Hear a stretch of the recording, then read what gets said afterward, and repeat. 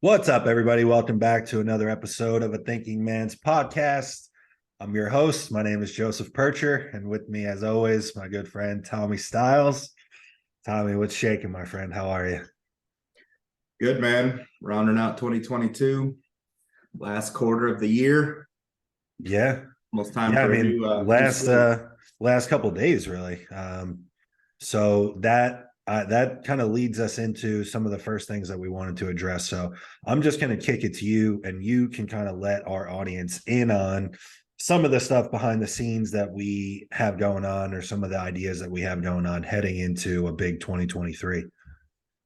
Yeah. So by the time you guys hear this, it will be, I believe, January 1, right? Next Monday.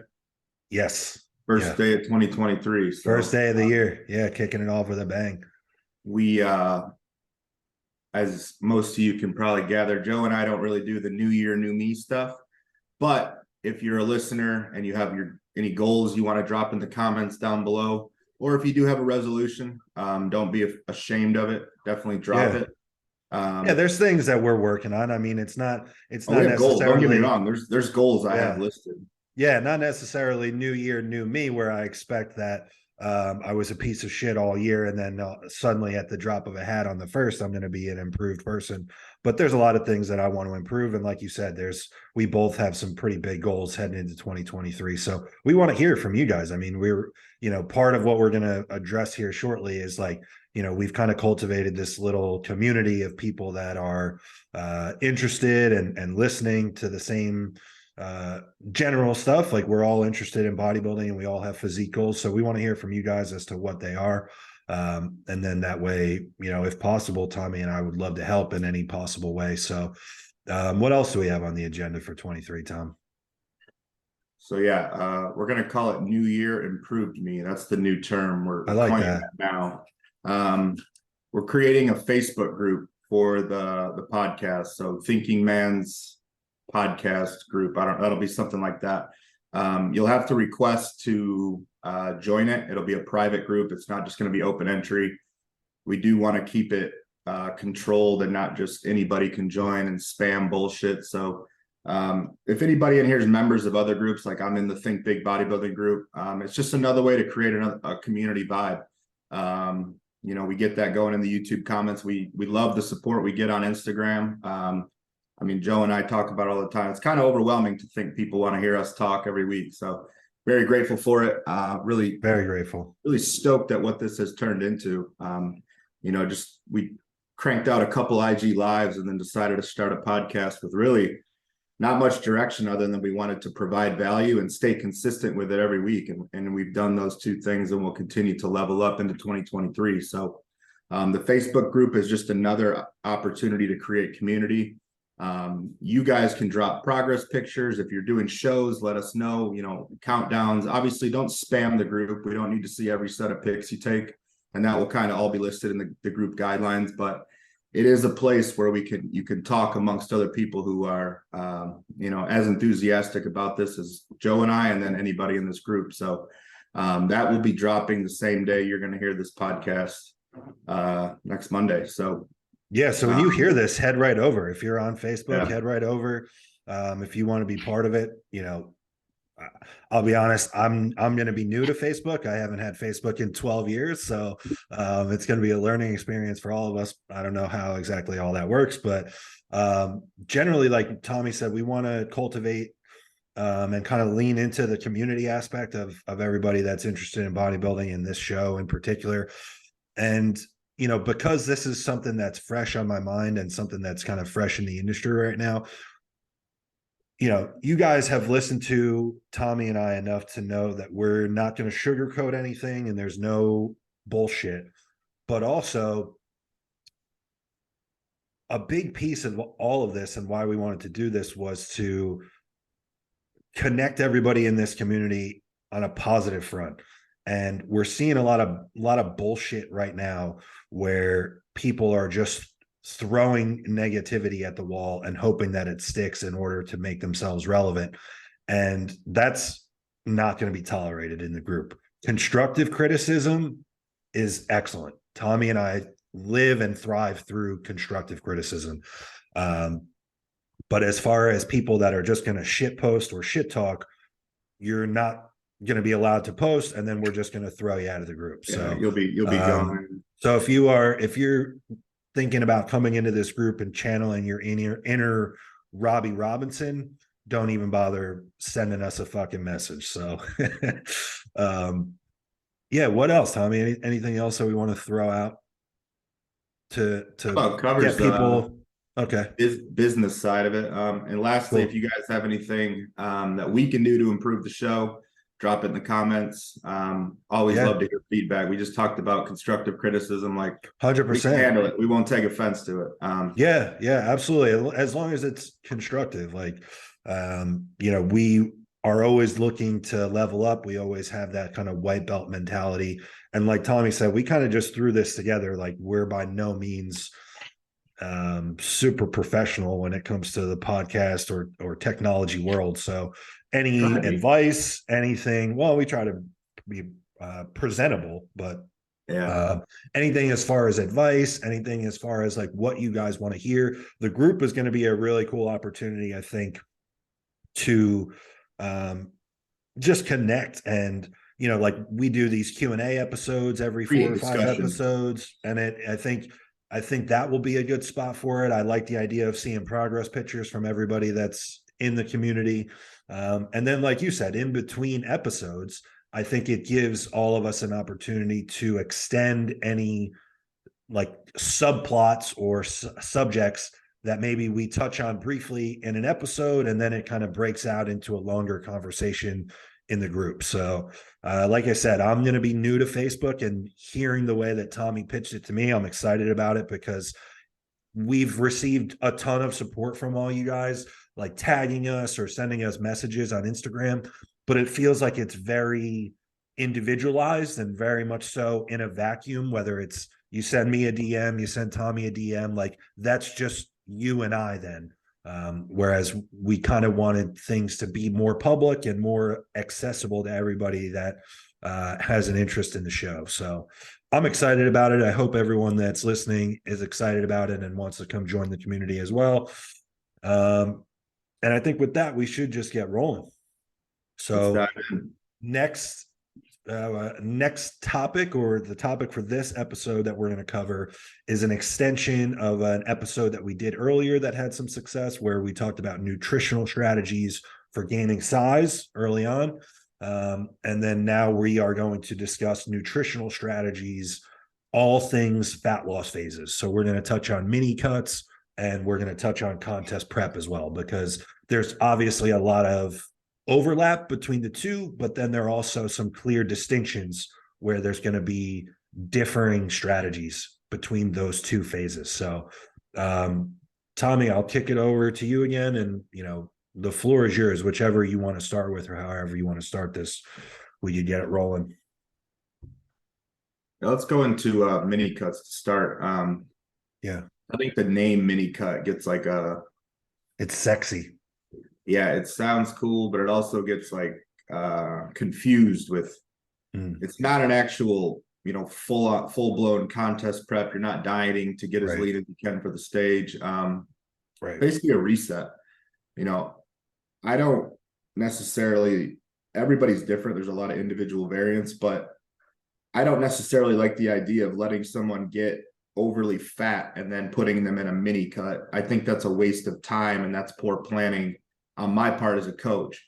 Now, there is, someone newer to bodybuilding or putting on muscle in general, they may have to clean up. And that's, that, like, context is king. We've said that 1,000 times on the show. You may just get to a point where continuing forward, even if you do have the appetite, is just going to mean a down regulation of insulin sensitivity and just a negative growth at that point. Like, getting bigger at a certain point might not be good if you're just adding inches in the wrong areas, body fat's going up in your thickest, sites.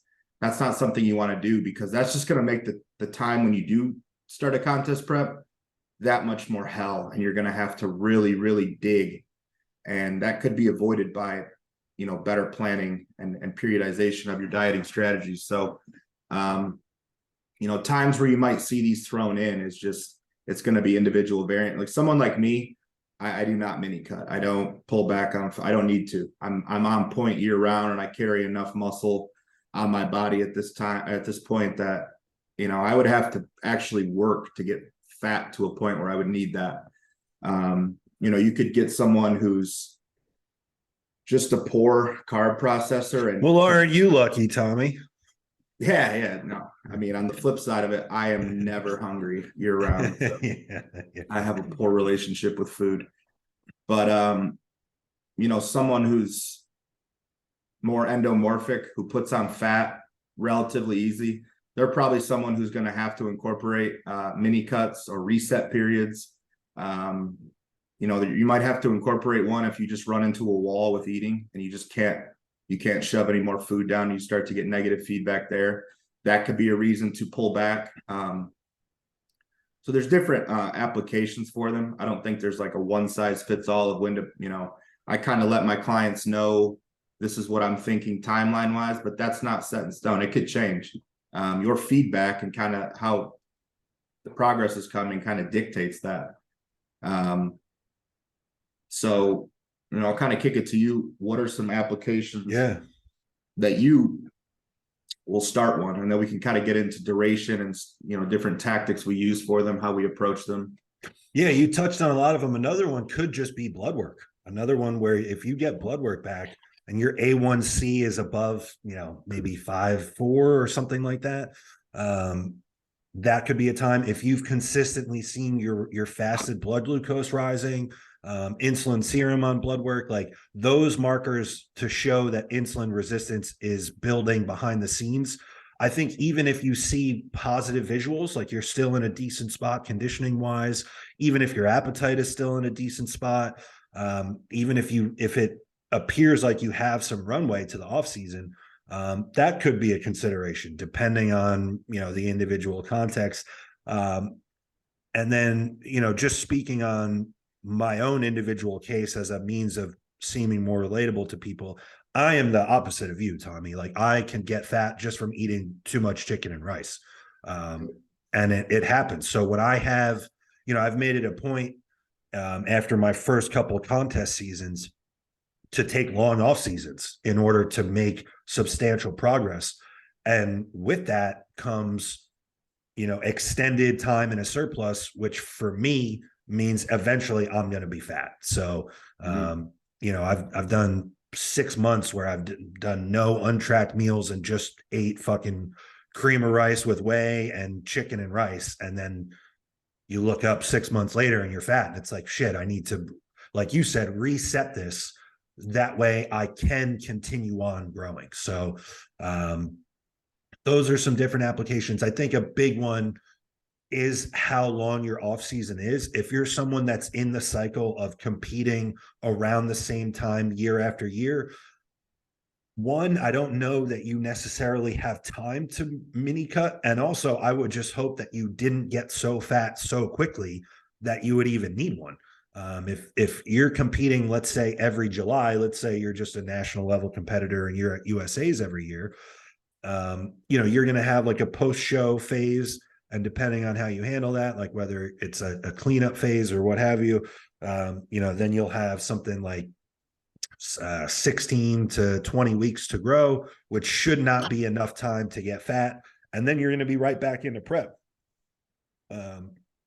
Now, in the case of lifestyle people, I don't even know if the term mini cut necessarily is the right way of putting it, but there are going to be cyclical fat loss phases because there's not a timeline on things. So generally for lifestyle people, especially guys come to me and they're just like, hey, I just want to be bigger and stronger. Shit, we might spend 8 months in a surplus, 10 months in a surplus. And then eventually you look up and it's like, yeah, we need to mini cut, because in that scenario, for example, I don't necessarily have to be so mindful of not getting you fat, because it's not like I need to whip you back around into contest shape. So there are people that just generally want to be bigger and leaner, and their ideal look might only be around 12% body fat. So it's like at that point, that's someone that I may push up to 20%. And then you mini cut and try to bring them back down to that, 12 to 13%. So, yeah, those are the considerations of when or why you might use one. I know that you wanted to hold off on duration. So why don't you touch on that then? So when you do implement one as a coach, of course, context is king. We all know that at this point, but generally what's an example of how long ideally you'd like to stay down into a mini cut, and how quickly are you going about it? Like, is it pretty aggressive? Is that determined by the duration of the fat loss phase? Yeah, for me, it's the client's, the psyche kind of determines some of these things too. Like, are you someone who can handle a rapid cut phase? Because right, I'm looking at it as, I look at the 52-week year when I do anything. And if I'm having to mini cut, that means I have to reset because body fat's too high, appetite hit a wall, blood work is off, like you said, insulin sensitivity is taking a hit. I want to get those things fixed as quickly as possible. So if I have a client who's more like me, who can, there's no issues, like I can flip the switch tomorrow and start dieting aggressively, and I will thrive in that feeling. If I have someone like that, I mean, I will do a rapid mini cut of like 4 to 6 weeks, just arbitrary numbers, maybe 8 if they, depending on where they're at. But yeah, I want to get things turned around as quickly as possible, get them primed and back into growing if that's what we need long term. The duration of the timeline. So if I had somebody who competed in 2022 this year or this past year now,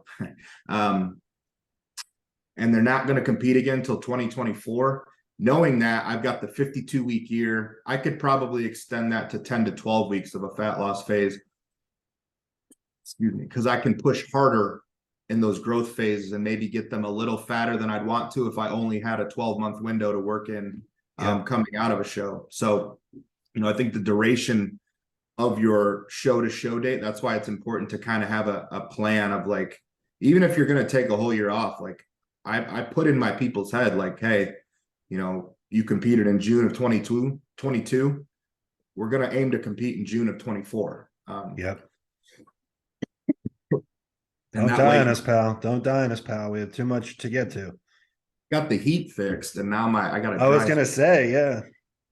No hoodie and beanie this time. It must have been fixed. That's right.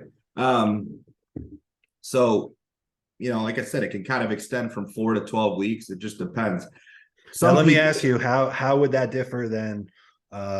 Like, let's say someone's natural, let's say someone's only on TRT, let's say someone's like full throttle enhanced, then what's the difference there? I think, I'm glad you brought that up. Naturals, I think you can't let them get as fat as you can someone who's enhanced.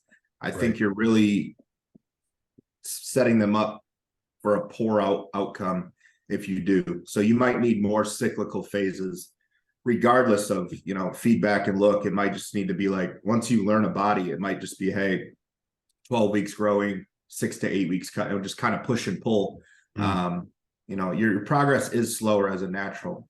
And that's pretty obvious, but and that's in both directions too. Like, would you agree that, like, on the way down, then you can't necessarily be quite as aggressive with the deficit with someone that's natural, because then their training performance might just go to shit because you don't have those enhancements in place to allow them to continue to recover even without food in the mix. Yeah, and you don't have the gear to kind of make up for any poor or loss of performance either. Like, there's no gear helping with retention. So definitely much slower process up and down. I typically like to, if I'm going to, and I know the individual, I try to use TRT as a means to when I would incorporate this cut. I don't like to throw a bunch of PEDs in the mix when we're cutting unless it's prep.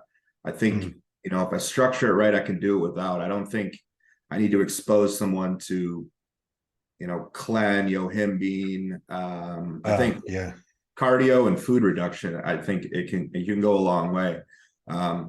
That's where I said the psyche of the client, like, you can push really aggressive. If you're coming down from like peak food, a really aggressive cut initially is going to make a really big impact. And then you just go from there. Some people are going to be very responsive because of how high they were able to push their calories during their growth phase. Some people might not be, because they might be someone who you can't grow that aggressively with food. Like there's someone who just, for whatever reason, they're just a slow cooker. They don't burn, Yep.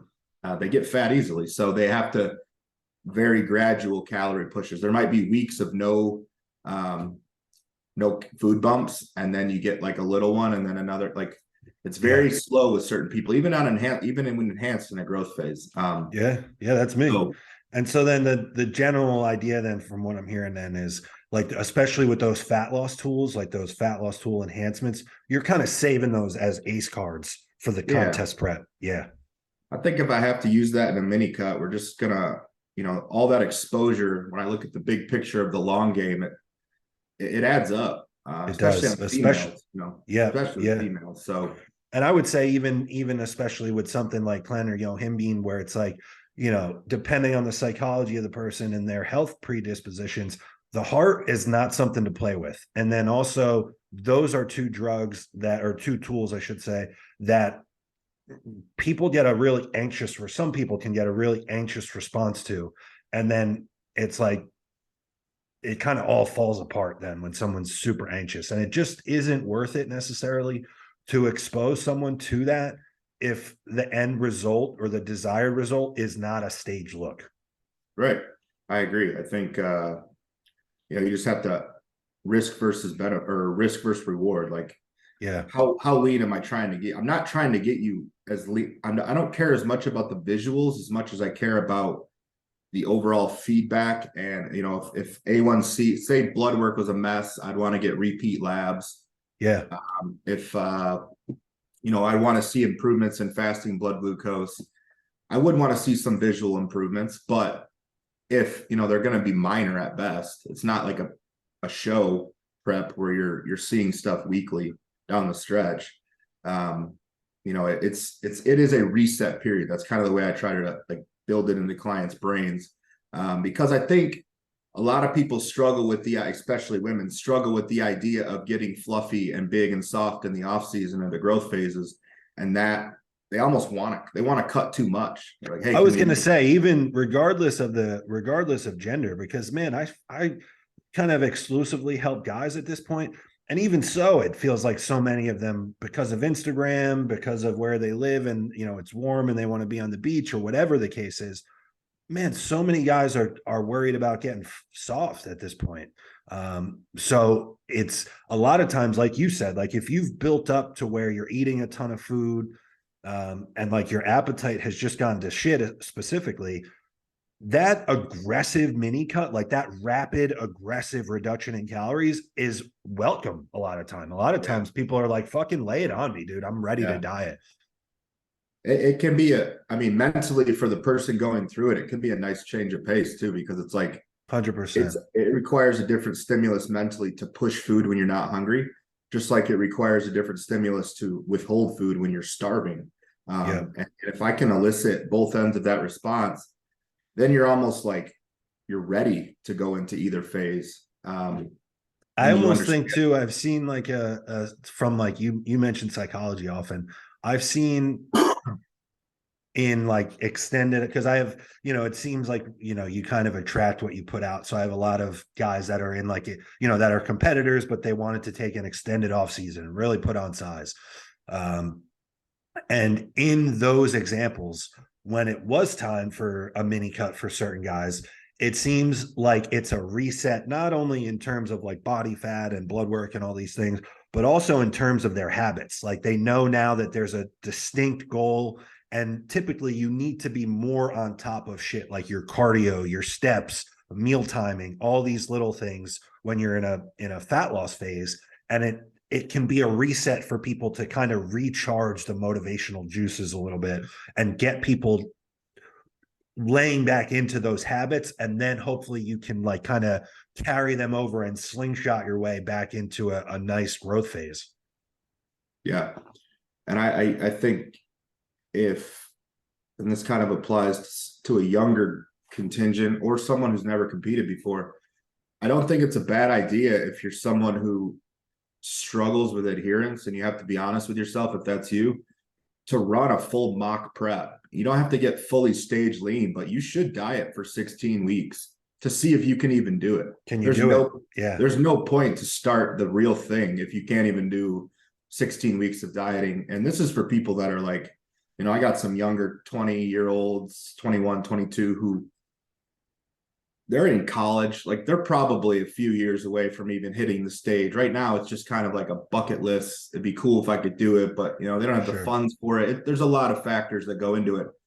And those people, you know, to give them a process, I'm not just going to bludgeon that, like, oh, I'm small, I need to grow. Let me bludgeon you with calories for 3 years. Like, you'll just be fat, dude. I did that. Yeah. I know how that goes. You'll ruin digestion. You'll ruin, you can't just put on blind mass, especially as a natural. Most times it's just body fat. There's a totally diminished return at that point. So, you know, in that case, I may be like, hey, we're going to cut for a good 5 months, knowing you're not competing anytime soon. We're not even talking about shows. I'm teaching you how to bodybuild and do both phases.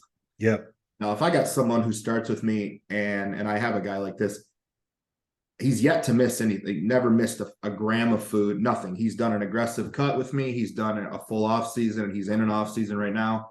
Our timeline was longer. And I just said to him actually last week, like, hey, at this rate, you're going to have to do a show in 2023 because or 2024, wait, what year is it? 2023, because you're not missing. Like, I always expect people to struggle with adherence at some point, but when you're militant and you don't miss a day, you know, you expedite the process to be like, speed up your timeline. You got to get on stage at some point. You're doing everything you're supposed to. Let's see what it looks like in the fall of 2023 versus in the beginning. I kind of said, hey, you know, probably 2024. But when I think everyone always asks how long something takes. The shortest amount of time it's going to take is if you're 100% adherent as often as you can be. There should be really no excuses why you're not hitting your meals or why you're not, you know, why you're cheating if you're not following your plan.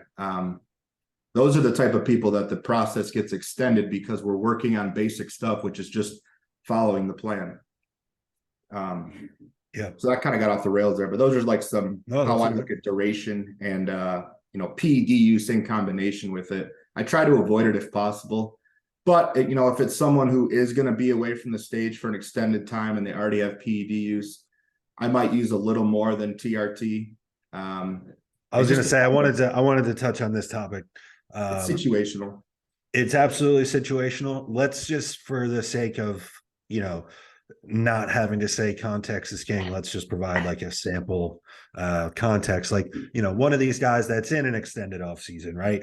And, you know, we had a long push phase, and for whatever reason, visuals, blood work, whatever the case is, let's say visuals was why we needed to pull back. It just started to look a little too soft. If, you know, in this example, if blood work is still okay, I think that's a good time to leave some PEDs in. Like, let's say, for example, you're on 1,000 total milligrams of anabolics, and let's say you have some growth hormone in the mix. I would leave the growth hormone completely alone, leave it in. And then let's say instead of pulling down to like a TRT of 200 milligrams, I might leave 400 milligrams in or 500 milligrams in for a final 4 to 6 weeks, like kind of finish your PED run with a super aggressive deficit, because those recovery tools are still in place. You should still continue to get excellent training. And then you're kind of in one of these unique situations where that super aggressive deficit is going to drive fat loss. But then with PEDs still in the mix and training still really good, I don't want to say that you're going to grow, but you're going to hold every ounce of tissue that you have to where you get this like really nice recomp effect. And you may really clean up your visuals without necessarily losing a ton of scale weight. So that's another way to do it.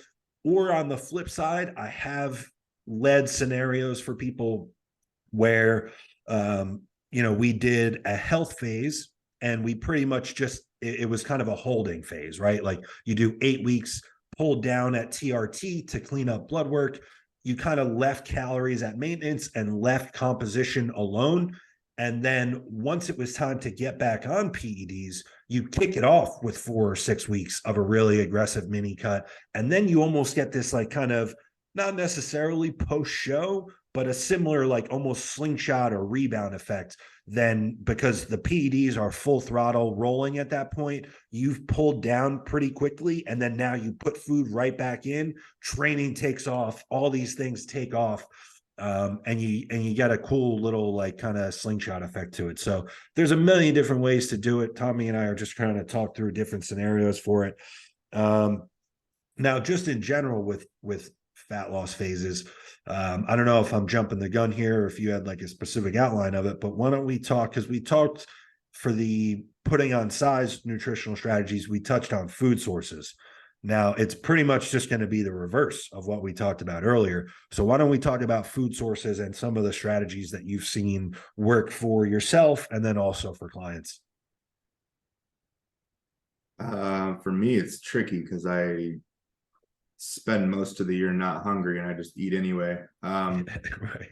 It doesn't really matter as far as like, it is what it is. And I know that, yeah, so maybe you're not a great example because obviously you're someone too that even when you are hungry, it's just it's not even a thought. So, Yeah. but for the average person, immediately, like I think a lot of people, whether it's just the way that they were raised in a family setting or whatever the case is, I know a lot of people had mothers or family members that were always asking, "Are you hungry? Have you eaten?" Like I know that was the case for me. So it was almost, you almost get programmed into thinking that feeling a little hunger is there's something wrong. So in that case, for that average person, what are some things just with food sources? Let's say like let's say calories are constant across the board. What's something that people can do just food source wise to kind of help satiate themselves in, let's say, one of these really aggressive mini cuts where you go from plenty of food, almost too much food, and then you kind of pull the rug out from underneath somebody and they're hungry right away.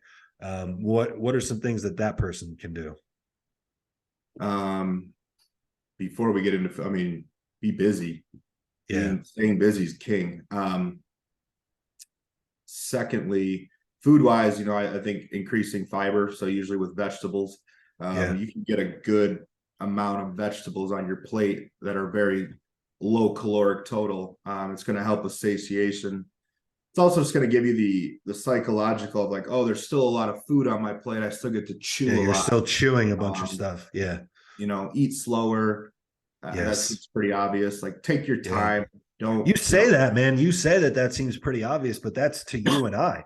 To the average person, that I've dropped that on people. I'm like, hey, really chew your food and be mindful and take some time in between each spoon or forkful of food. And man, the amount of people that have hit me back that they're like, man, this is a game changer. Like, think about taking, well, you should be chewing your food for the digestive purposes, number one. 100%.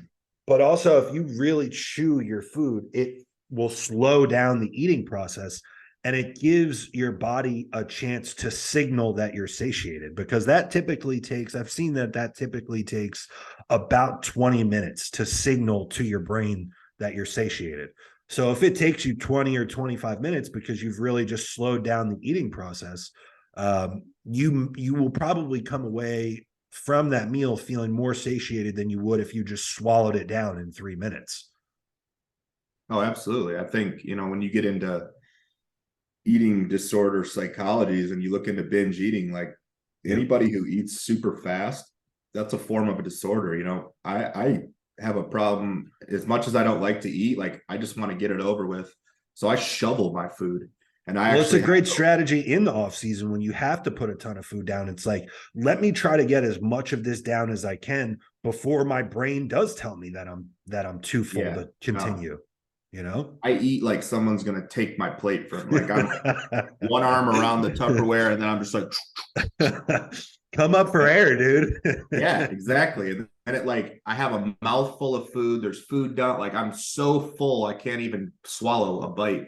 And then so for some things I've had to do is like take a few bites and actually set the fork down and chew that what's in my mouth, then pick it back up, go back in. That's what I've had to do for digestive purposes. But I would recommend that to someone who, some people are just hungry. They just have a hunger no matter what. I have clients like that who, even in off season, like their calories might go up 1,500 amount over the course of the growth phase. There's no change in their hunger. They're always like, I could eat my arm. And I'm like, I don't know what that's like. That's why, I work with people who aren't like me. So I can now learn. What do you see? What's a common theme there? Like any common themes with those type of people compared to people that have normal hunger signaling or are on the other end of the spectrum like you are? Like, we've talked a little bit about this off air. Like, for example, it could be that people that were just previously pretty heavy or overweight are just forever hungry. Yeah, heavier set people. And I'm not sure if that's maybe because they stretch their stomach lining for so long that there's just an empty vessel basically always, and they don't feel full. I know, not to act like I'm a food disorder expert, but people who attach their dopamine to food, it's not that they even want the food that's in front of them. They want the dopamine, and eating becomes a source of happiness, but it also becomes a source of their demise because the way they eat and their eating habits are what's causing them to not like themselves. Right. So, right. There's like a narrowing of things that bring them pleasure outside of food. Yeah. And that honestly is an issue that, depending on the context of it, like that's above my pay grade. That's like, you need a food psychologist or a therapist. Like there's underlying mental trauma or mental illness there. I think I have plenty of people who've come to me who are able to say they had previous eating disorders.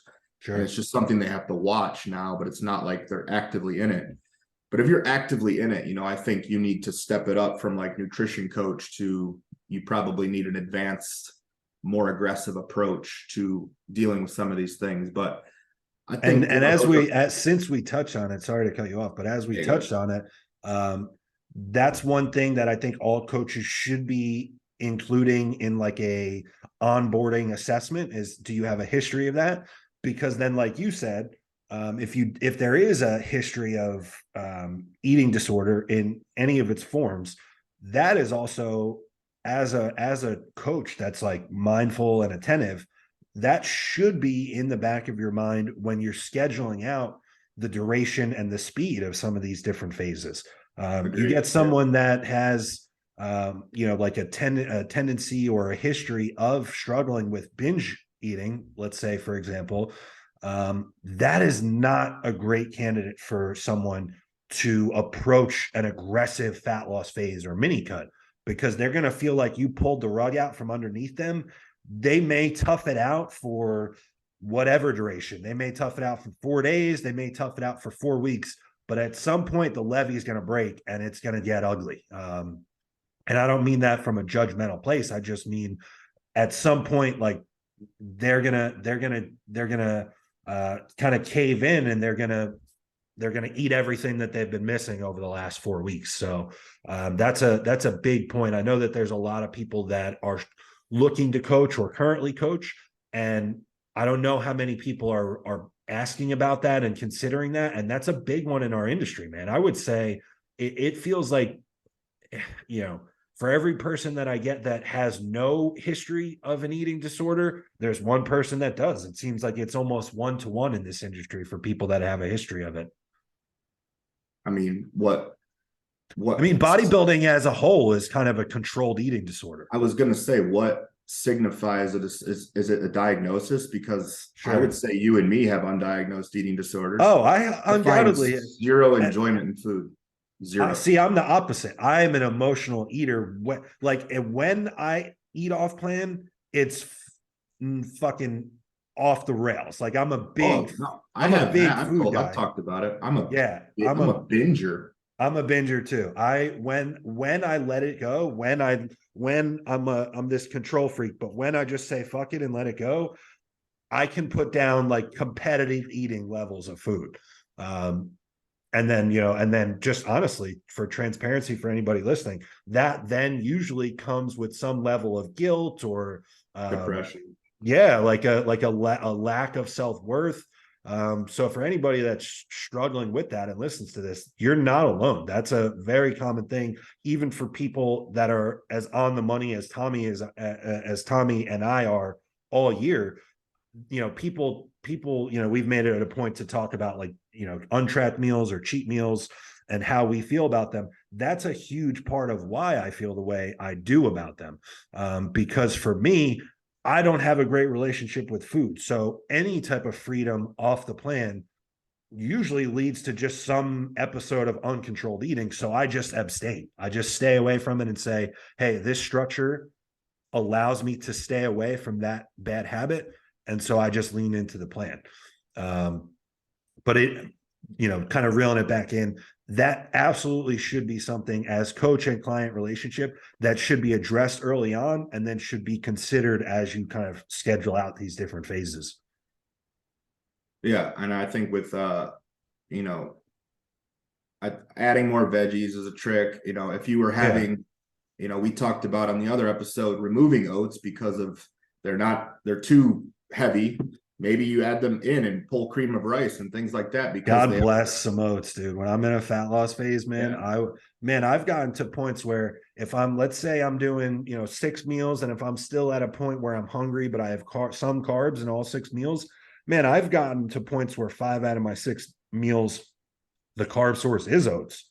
Like where I'm making oatmeal and then dumping chicken and vegetables into it. I know it's disgusting. It sounds disgusting, but that goes back to the eating disorder thing. When you're that hungry and you're in contest prep or very low body fat, man, you get deranged as far as what tastes good or what combinations of foods work.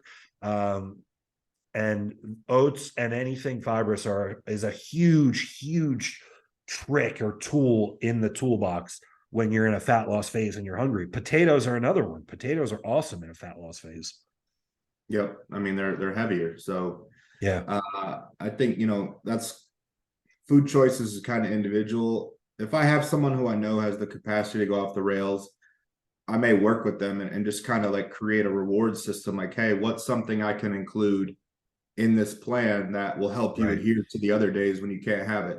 Is it English muffins? Is it something sugar-free jelly on something? Yeah, Is there something I can, I'll meet in the middle. It doesn't have to be the same basic bodybuilding foods just because that's what I do.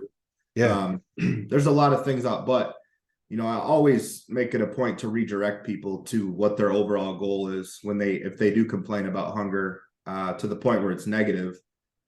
And, the first week of eating a lot of food or the first week of not having a lot of food is going to feel like a shell shock. And then, week 2, week 3, it just becomes a little bit more, it's almost like habitual. It's not as like you did get the rug pulled out. So with those people too, I would say, like, just be patient. I don't think you're going to feel this throttled in a week or 2. I might tell them that in their update, or if they, if you're 3 days into your diet and you say, oh my God, I'm so starving. I'm starving. No, you're not. You just have your hunger signals are turned on. You're fine. Like, this is what we're doing in this phase. This was the point. Yeah. So I always will redirect people to, like, this is the why of what we're doing right now. And also, what's your why for your overall goal? Because this is the discomfort that you do have to go through. And as we're getting into a lot of psychology stuff, the food, it's pretty basic. I mean, it's not like a mini cut is drastically different from anything else you're doing food wise. It's not like I'm giving you a whole new meal plan. I'm probably just pulling out things you're already having, maybe swapping some things out, adding some more vegetables in. Just to interject, I think one thing that could come out, depending on which kind, but one thing that could come out or one thing that could come up is fruits. Like if you're using like in an off season right now, I am using a good bit of blueberries, and I will, set aside 10 grams of carbs in a meal and put blueberries in it. That's a very small, like, there's not a lot of blueberry for 10 grams of carbs, right? But on the flip side, so for me, Like if 70 I'm, grams. yeah, it's 80 grams of blueberries. Yeah. So, I might pull those out on someone that's mini cutting, because it's almost just like, I would rather you just, like, instead of me pulling your rice or your oats, I'm just going to pull these blueberries. You're probably not even really going to notice it. Whereas on the flip side, something like strawberries, you can get a fuck ton of strawberry for 10 or 20 grams of carbs, and it feels like you're eating a lot. So that's something to consider. Like, different fruits, I think, are more satiating for people. And then also for people that maybe do struggle to go off plan, or people that just have a sweet tooth in general, that can be something that's super enjoyable for people. Yeah. Yeah, I agree. And those people I might, I've done combinations of fat-free yogurt, whey isolate, and then Oh yeah. adding berries, Oh hell yeah. mixed berries. And that kind of becomes like a little dessert type mixture. Absolutely. Yeah. So, and I know, John Meadows had the whey isolate, cream of rice, peanut butter, and a little bit of sugar-free chocolate syrup. Again, all things that are options. It just depends on the person. Now, since we're talking about food sources too, I want to jump in and say, because we just talked about carbs so far, protein is another thing to consider. Like, I'm someone that's openly advocated and talked about on this show and on my Instagram how we shouldn't be shying away from using a whey protein product, especially in the off season, because it's easier than swallowing or chewing 8, 10, 12 ounces of chicken. On the flip side, when we're talking about, regardless of whether it's mini cut or contest prep, just in fat loss phases in general, as a way of kind of mitigating some hunger, I'm almost always going to start removing whey protein and having someone chew food. Now, if someone has a sponsorship or whatever the case is, and then budget is an option, like a concern, well, then that's a different thing. But generally, you're going to feel a lot more satisfied if you sit down and chew 8 or 10 ounces of chicken or steak, something like that, than if you just have a shake or mix in some protein into an oatmeal. So that's another one. And then fat sources as well. In the off season, I'm using a ton of extra virgin olive oil because it's so simple. It's densely, it's dense calorically, and it adds no additional chewing or digestion to the meal. On the flip side, when you're dieting, that's not great. Like, I would rather have some peanut butter, some nuts, some avocado, something that feels like I'm chewing and eating an actual food source. Yeah. I use all those, like avocado, salmon, red meat. I think fattier meats are a good option too, if you can, if you have the macro allowance to and they're super enjoyable. Like, that's almost something like, man, like, you come away from that super satisfied. Yeah, like a nice fatty salmon or a fatty steak, dude, killer. Yeah, I mean, Dusty got me hooked on flank steak like 5 years Is the ago. best, dude. I still love flank, man. I still have it. So yeah, it's just one of those things where, but I think as long as you can always recalibrate and remember what your why is and remember what you're feeling is temporary. I always tell 100%. people to document. I had a client who kept telling me how hungry he was in prep, and he'll listen to this and he'll laugh because his wife made him, she actually recorded him talking about how hungry he was so she could show him that when he's talking about how full he is in his off season now. It's like, you're always going to be somewhere floating towards one end of the spectrum. So it's just important to remember that. But also in contest prep, I get it. And, I never want to say something that is going to push like clients or people listening away from sharing feedback. But also, I remember you making this point about a similar situation where it's like, man, at a certain point in contest prep, like, I don't really need to hear about how hungry you are. Like, if anything, I need to hear if you're not hungry, because then something is wrong. But this is what we signed up for. Like, you're stripped. Like, we talk about adding more human in the off season or putting on muscle. Like, on the flip side, like, we're in contest prep, like, we're stripping human off of ourselves. Like, how do you think that happens? Like, you need to eat less and be hungry. Like, so in contest prep, it's just like, man, this is giddy up. Like, this is what we signed up for. I almost lean into the hunger. It's as weird as it sounds. I almost feel, I would so much rather feel hungry than stuffed and uncomfortable with food.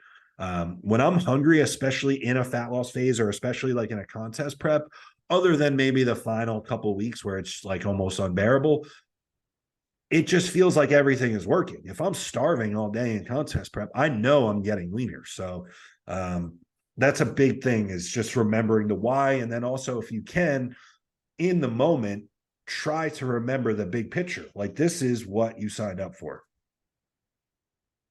Yeah, I mean, that's always where I'll redirect people. Yeah. I think we kind of just indirectly segued into contest prep, and that kind of touched on mini cuts. So what were we talking about in contest prep? Same thing. Yeah. Let's just talk about the differences. So, I mean, we were talking about how quickly we might pull somebody down in a mini cut or a reset, how aggressive you might be, and then whether or not, like, you're going to use PEDs or different tools. Now, in contest prep, it's kind of all bets are off, because it's like there's a specific timeline and there's a very specific goal where you're going to basically get up on stage in front of people naked. So things need to be on point, and we need to achieve a certain look by a certain time. But with that said, it's usually drawn out over a much longer duration than a mini cut. Like, we're talking, I more and more have kind of created a staple where I like my guys to prep 24 weeks. That doesn't mean that from 24 weeks out, you're starving and doing 2 hours of cardio and all this stuff. But it's like, hey, let's lock it in. Like, we're getting on stage, and this is where that process begins. So for you, like, let's talk about duration in terms of, like your coaching and different contexts. Like, let's talk about duration. We could talk about PEDs, but a big thing, like, we're talking nutrition as well. So. Yeah. Me personally, I've always done 20 weeks. I think I could probably get away with 16 weeks now. You definitely could. You definitely could. Yeah. You saw me. So, yeah. I honestly, as far as get away with, I mean, side note, seeing your picks, I think you could get away with even less, but that's, I don't want people to hear that and then get encouraged and think that they're you, because they're not. And but that's the thing, is even knowing I could get away with that. Even if you're saying that, you're doing 20, that means everybody else needs to get in their mind they're doing 24. And, keep in mind, it took me 4 or 5 contest preps to get to the point where I know I can get away with 16. That's because it took you 10 years of building muscle to get away with that. I carry the tissue, and I carry skin integrity is a big thing. I don't think people, I think people, 20 weeks is mostly for your skin. Yeah. It's not that you need 20 weeks to drop all the fat. It's getting the skin to the right texture and leanness. And that's but also 20 weeks too. It's like, man, could I do this? Could I do this in 12? Sure. But does that mean I come, like, let's say for me, I probably am going to need to get down to somewhere around like 205, 210 to be in shape this coming year. From where I am, could I do that in 12 weeks? Sure. But is that 205 or 210 going to look the same then? Or as if I take my time and do it over 24, I can go a little slower. Maybe I can implement refeeds or deloads and diet breaks. Like, you give yourself a chance to own all the variables and then, like, really manipulate how that final look comes across on stage. It's, we see it all the time when people rush contest prep, even if they get to the body fat percentage that they need to, you look withered and and drawn out. It's never as good as it could be. So the duration, I think, is probably just the biggest difference. Yeah. I think if I have a natural client, 24 weeks. Yeah. Maybe, and man, I was going to say, we've seen, I don't know. Depending on the person, because I may diet them for a while and then feed them up for a handful of weeks and start another diet. It's almost like 2 preps. 100%. I follow a lot of these like natural pro guys like Alberto Nunez and like the 3D MJ guys. Man, I swear those guys that are like vets in the professional natural game, it feels like those guys prep for a year where they do a lot of their digging at fucking from 40 weeks out to 20 weeks out. And then they take 3 weeks to come back up to maintenance. Maybe they go on vacation, whatever the case is, and then they come back for a final 20 weeks and finish the job, so to speak. But yeah, anyway, I'll let you go back on. So like duration and how you might schedule somebody. Yeah, I think a lot plays into, how first prep, have you done multiple preps, natural, enhanced, that kind of plays a role. Let's say you have an enhanced bodybuilder. You've been with this guy for all year. You've been with him through all the different phases. Let's say it's someone that's not like you though, like someone that's more like me. They're going to need every bit of 20 or 24 weeks. Maybe in an effort to put on as much size as you could, you did let them get a little bit on the higher end of the body fat percentage. How are things looking from the jump? Like 24 weeks out, what's the move? Are you pretty aggressive right off the bat, or what's the case? Very aggressive with the food cut then at that point. Yeah, probably, with the whatever baseline cardio was too, there'll probably be a pretty significant increase in that. With the goal of catching a recomp, but also getting ahead of the 8 ball. I always, I want to, whatever the total. So if I'm 20 weeks to show date, I want to plan to be ready in 17 or 18. And then I have wiggle room. Almost everyone I know gets some sort of little flu bug in prep. Yeah. Or something happens, like a fucking injury. Life happens. Maybe you're someone who, cheating on prep happens. And it's not like you cheat once or twice, you have a bad week, whatever. It doesn't mean we have to throw the whole prep away. If it's like a one-time thing and you come clean about it, you talk to me, I'm like, okay, we're not that hurt here. If it's habitual cheating throughout the whole prep, I mean, it's easy to see if you've been coaching a while, like it's not hard to figure out. So that's a different story. Like I would have seen cheating beforehand. I would have known that person's a cheater before they got into a prep with me. But if I have, like I said, I want to push hard aggressively early and then be able to spend some time pulling them out of a deficit for 1, 2, 3 weeks, however long it works out, and then kind of slowly pushing back down again for one big final push into my target of when I want to be ready. Food sources I'm going to use, I'll try to keep them satiated as much as I can. But at the same time, this is contest prep. I don't really like a ton of variety because I really like to be on the 8 ball with everything being the same as much as we can. If we can create a Groundhog's Day environment, and you get, even on the client, if you get it to the point where like I'm eating the same meals at the same times every day, I think that just sets you up to be your best. The body likes that, dude. There's not going to be any research. There's not going to be any fucking research review or anything that promotes what I'm about to say. It's Yates is our researcher. It's bro science, but fuck, man. If you eat the same thing at the same time every day for weeks on end, you are turning your body into a fucking machine. Michaela Aycock and Dorian Yates are our research for that. Yeah. Mic drop, end of it. Yeah. But yeah, that's kind of how I would approach, someone that's fatter and needs more time, I would give them more time. Someone who has shown me that they struggle with dieting in different ways psychologically, I'm going to take more time because I'm going to budget the time that they might screw up. Yeah.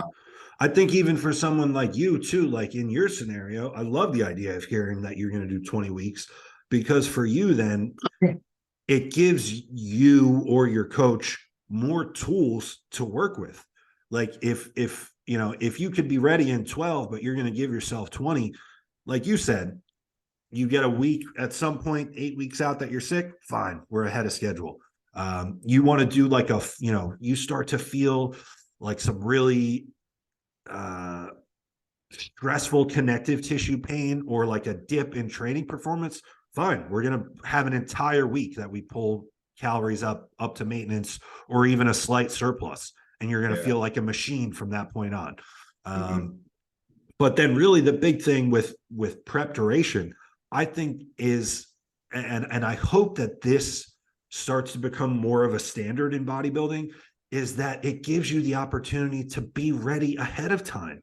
I'm tired of seeing people that at 7 days out, they're like, oh, like, not exactly where we want to be, but all we need to do is drop water and fill out, and we're going to be ready to go. No, you're still fat. You're still 6 weeks away from being ready. Like when you're ready ahead of time, it gives you the best opportunity to bring your best. If you're ready at 2 weeks out, and then from that point, you just slowly bring food back up, you're going to miss on a lot of these unnecessary, like, Hail Mary variables.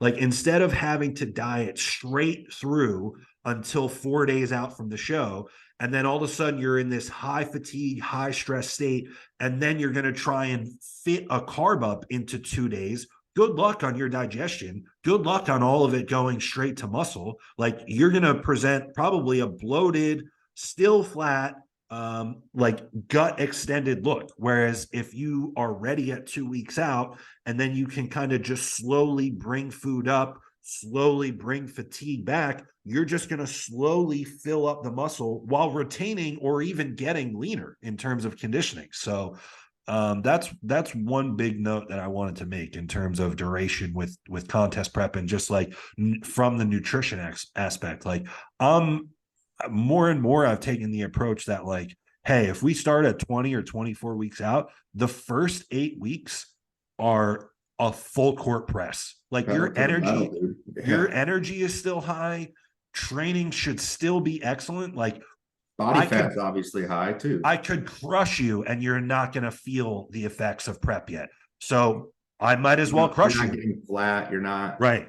You're not, sleep is not going to be deranged yet. Sex drive is not going to be deranged yet. All of these things are not going to have a chance to settle in the first 8 to 10 weeks.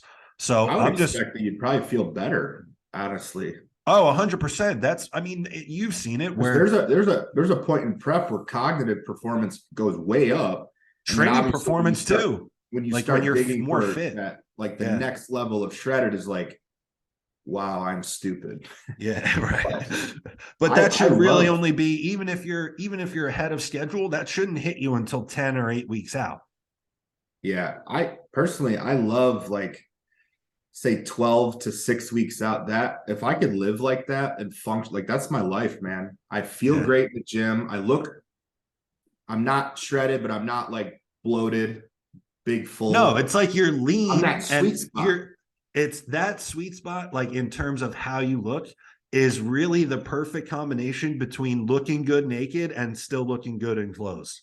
Like you're still big and you still have pop to you in the gym, but then you can take your shirt off and you're like, I look fucking sick compared to the general public.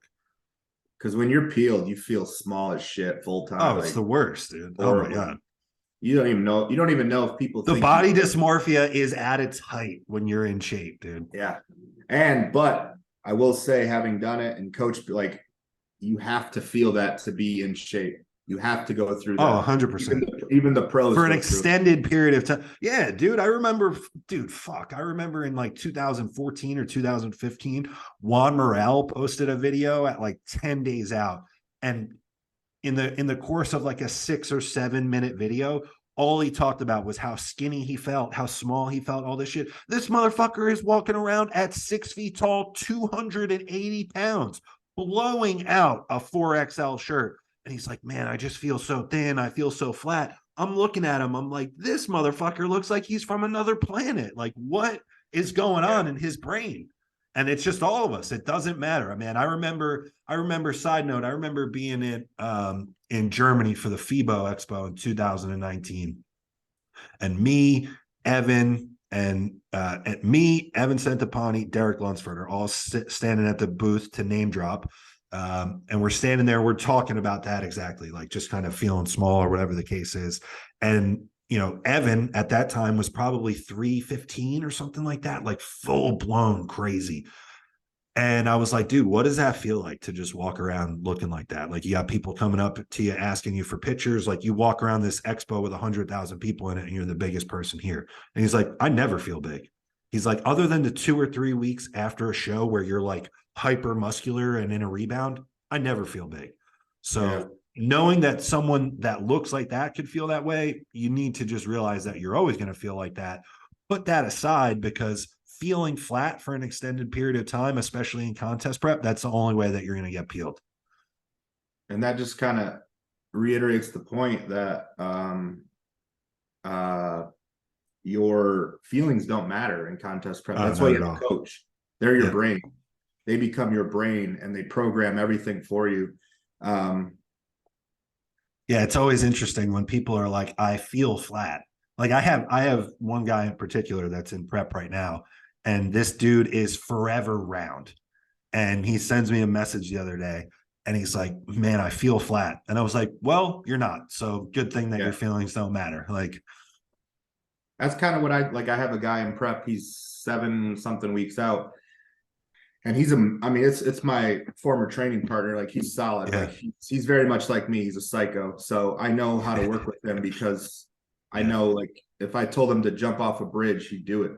So with him, I stoke that fire when he checks in because he's loving being hungry. He's like telling me, like, I'm starving all day. I love it. And I'm like, yeah, I need to fuel this because this is his strength. This is where people let off the gas and show their weakness. This is where people do that one-time cheat on the diet and then tell us, oh, I won't do it again. But, like, he's telling me his hunger. I'm hungry all day. That is your body digging to remove fat that it doesn't want to do. Contest prep is not something the human body was designed to do. It does not want to do what you're trying to make it do. And that's where you override it and let it know, like, no, I'm in control. I run the ship. And you can, inside 8 weeks out, 7 weeks out, 6 weeks out is where the weak show that they're weak and the strong persevere. Not to make it like it's about battle or war or anything, but like, it is Jason Theopold mentally, said on the show, it's calculated starvation at some point. So I think, contest prep, the eating strategy are mostly psychological. 100%. Caffeine can help, staying busy can help. If you really want to get extreme, nicotine does help. I know people that chew nicotine gum.